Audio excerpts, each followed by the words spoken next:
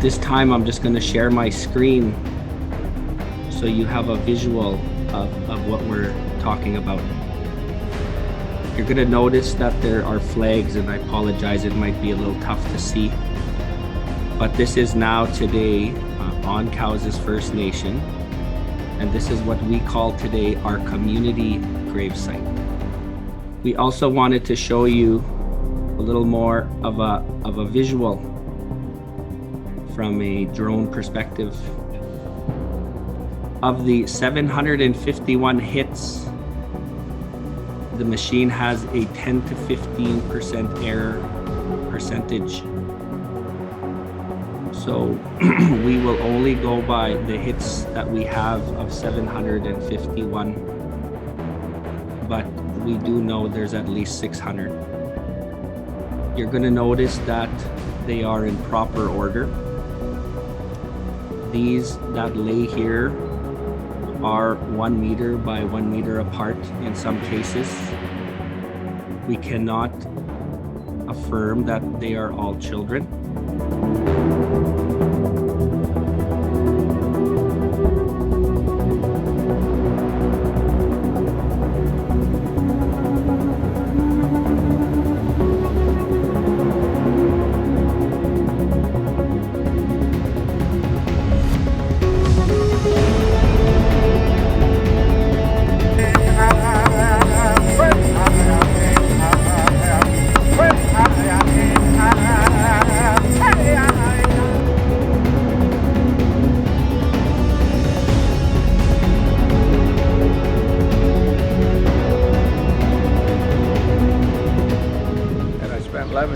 Here at the residential school from 1942 to 1953.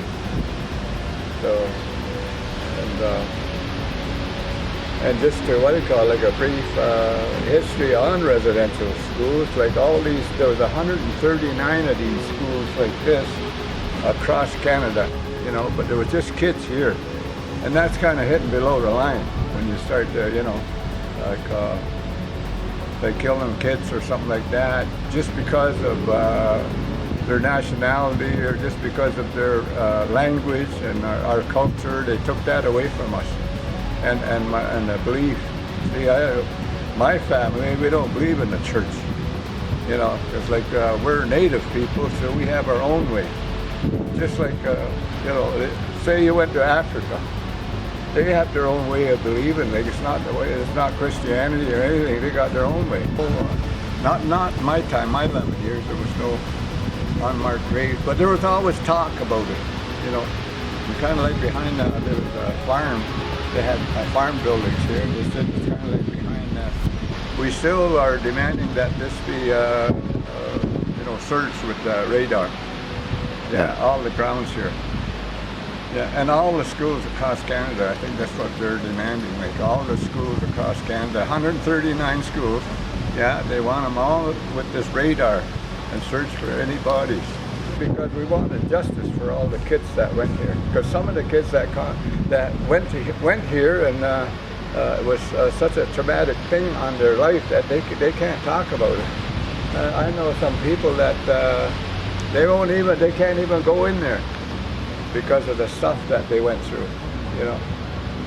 And they might get this far. Some of them never talk about it. They don't tell their kids and stuff like that, you know. So it's just like what I, in my talks, I call it like a prison for kids. We did no crime, you know, just be native. I guess that's our crime, being native. So now that if you have a proper funeral for them, yeah, and then, you know, they can get on their way to the spirit world. And then after that, that gets done. Then we can start thinking about genocide. Yeah, so we might maybe charge Canada with genocide now.